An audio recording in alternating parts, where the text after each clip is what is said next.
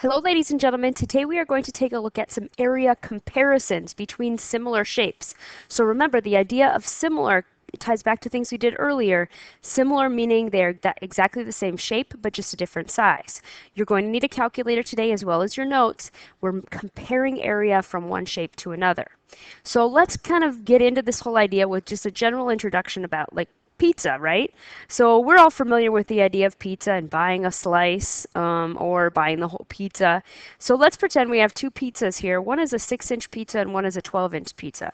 And these are the prices. Now, an educated consumer would say, I wonder what kind of deal I'm getting here. Am I getting a good deal? Should I buy two of the 6-inch pizzas? And would that be really more? It cost me less. So, I mean, what's the best value here?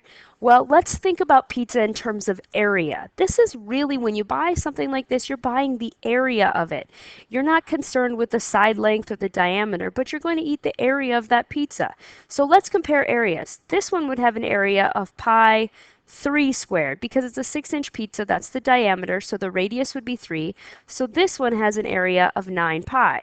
Now, if I go over to the 12-inch pizza, and I do the same thing, pi 6 squared, because the radius would be 6, I get 36 pi. So compare those areas.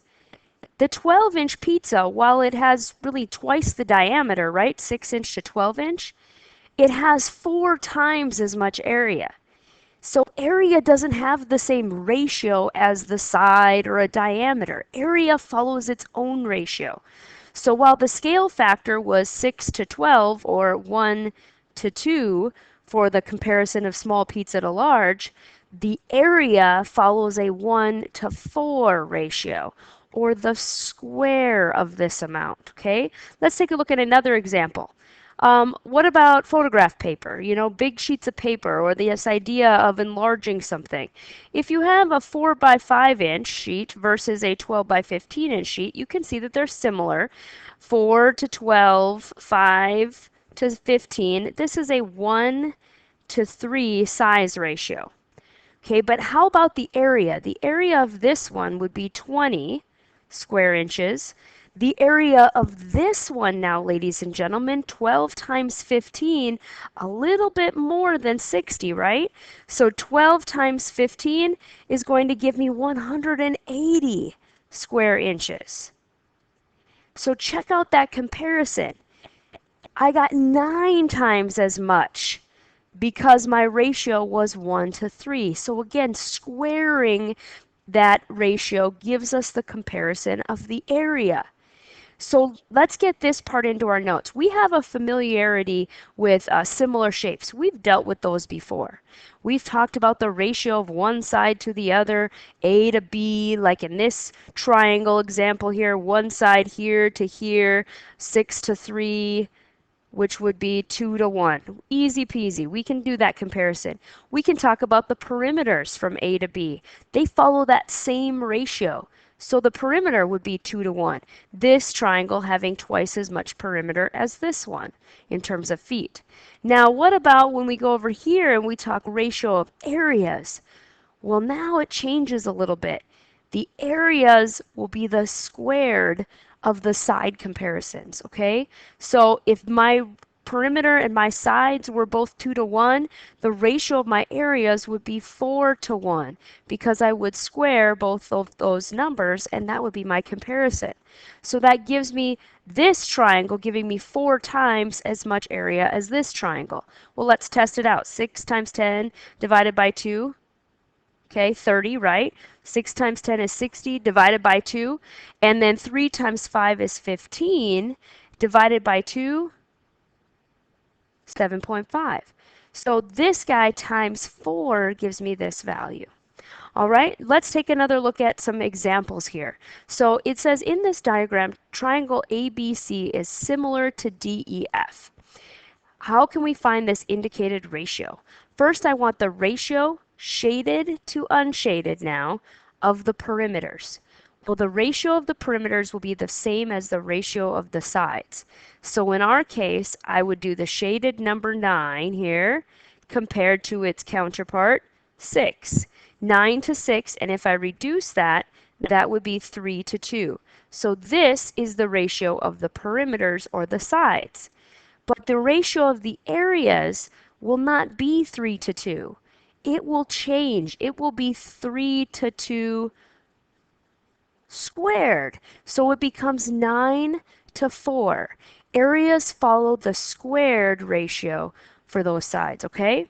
Now let's look at how we can use this in problem solving. I have a few examples here. Yes, you need to copy them into your notes. I know it's a lot of writing on story problems, but they're really useful. So we're talking about buying some window screening, okay? We're going to buy 2 rectangular pieces of aluminum window screening. So we're talking about buying a larger rectangle and a smaller rectangle. One is 15 feet long and costs $135. So this one costs $135. The other is a similar shape, but it's 20 feet long, and it's sold by the square foot, so it's sold by the area. What is the cost of the longer roll? Well, let's think about how this might work. We're going to need to compare those areas in order to compare cost because it's sold by the square foot, not by the length of the roll. So let's compare side to side first. 15 feet to 20 feet. So the small one to the big one, if I make a comparison with their sides and then reduce it, I would get a 3 to 4 ratio. However, it's sold by the square foot and cost is determined by the square foot. So now I would take this ratio, which represents the ratio of the sides, and now I would square it to get the ratio of the areas. So this is telling me my areas have a comparison of 9 to 6 or 9 to 16. And since it's sold by the square foot, which is a measurement of area, now I can put some prices in here. The one that has an area comparable to the 9 costs $135, whereas the one I'm trying to find the price of, I'm going to just label that with an X. And now you remember how to cross multiply. This skill has never gone away here, right? We're going to take 16 times 135, cross multiply here, and you get 2160 or $2,160 equals 9X. We're going to divide by 9 then, and I would end up with a price of $240. So that larger roll, the one that is 20 feet long, should cost $240. Notice I had to compare the areas though and not the side lengths. Let's take a look at another one. A large rectangular billboard is 12 feet high and 27 feet long. So 12 high, 27 feet long. A smaller billboard is similar to the larger billboard. The area of the smaller one is 144 square feet, and it wants me to find the height of that smaller billboard. Well, I've kind of drawn a picture here as I read that, so we're going to need to use what we know about areas this time to help us find a side length. Now notice I can't go 12 over x equals 27 over this side because I don't have enough information. That's what we would have done last unit, right? Or units before. But we're going to use this area fact to help us out. This one didn't give me an area, but you guys, we can do the area. 12 by 27. What is that? That's 324 square feet. So this one has an area of 324 square feet. This one has an area of 144 square feet. So now if we think about this, how we could compare those areas is by setting up a ratio. A ratio will help us find how the areas compare, and then we can use that to determine how the side lengths would compare. So let's compare the areas. 324 over 144. And now if I square root both, I have to square root them because this is how the areas compare. And I need to turn it into the sides. And if the sides squared make this, then I need to square root both to figure out how those sides compare. Well, if I square root 124, that's not so bad. That's 12. 324, the square root of that one is also nice. That's 18. So the sides would have an 18 to 12 comparison. Yes, you could reduce that if you want, or you wouldn't have to. We're just going to now cross multiply the big one over the little one, and then I'm going to go back and pull a side measurement now that I have my ratio talking about sides. and I can compare it with 12 over x. So if I cross multiply, 12 times 12 is 144, 18x. And now if I take 144 divided by 18, I would go ahead and get an x value of 8. So the smaller billboard has a height of 8 feet. Okay, so notice we had information about area, we turned it into information about sides, and then we could cross multiply. Last one, a stop sign rug is a rectangular octagon. Each side is 2 feet, and the area is 19.3 square feet. You make a stop sign mat with a perimeter of 72 inches. Find the area of the mat to the nearest tenth of a square inch. So if we have a perimeter of an octagon that's 72, if we divide that by 8, that would give me 9 inches on each side, right? Well, we could set up a side comparison then. 9 inches compares to 2 feet. So let's go ahead and actually I'm going to go big to little here. I'm going to go 2 feet compares to 9 inches.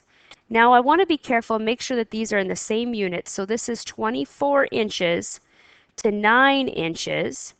And that's a comparison I could reduce to say that I have, divide them both by 3, 8 inch to 3 inches comparison between the two sides.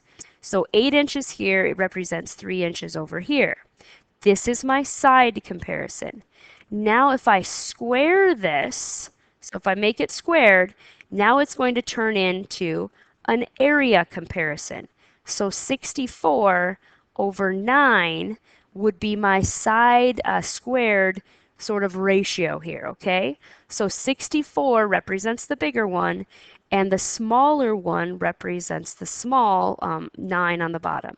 So now if I set up something to cross multiply here, I'd have 19.3 for the area, and then on the bottom I could place an x. So now if I cross multiply, I'm going to get 64 times x is 64x. Oops, my pen stopped working here. 64x.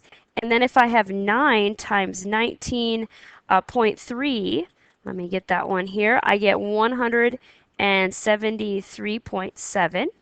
And if I divide that by 64, I get a value of x equals 2.7 roughly. Now I need to label this. This is actually square feet, okay, because this unit was square feet. So let's go back and make sure we answer this. Find the area of the mat to the nearest tenth of a square inch.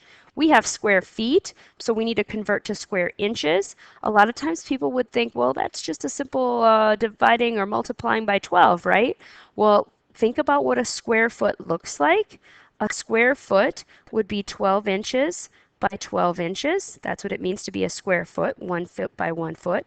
How many little inches would be in a 1 square foot piece? It should be 12 by 12, right? 12 little inches on either side. So 144 little square inches in 1 square foot. So I would actually take this number and multiply it by 144 to convert that into square inches. Okay, that's kind of a tough conversion because we always think about the 12 being our unit to convert, but square feet and square inches are different unit of conversions that we do.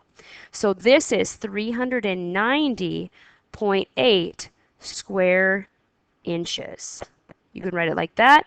You can write 390.8 inches squared. Okay, so area comparisons.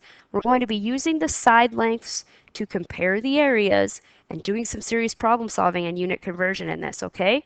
I want to thank you for taking good notes today. I know it was a lot to write, but I appreciate your hard work. Kincaid out.